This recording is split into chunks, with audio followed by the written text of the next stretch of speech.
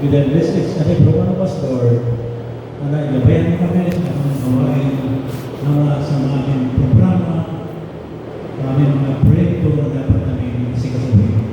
We, Lord, we want to protect us. We, Lord, we want to guide us with the activities sa lahat ng bagay namin dapat namin kailangan. At sa kailangan Diyos, sana'y basbasan mo ang bawat membro na wala sa akin, sana'y ikaw ang kumataw sa puso upang sana'y malaman na ng kanilang responsibilidad bilang membro ng Luwanes Club ng Corbagan. May we really want to bless each and every one of us, our officers, our General Governor who is here with us, Don Lino who is with us despite of his feelings na medyo masyado na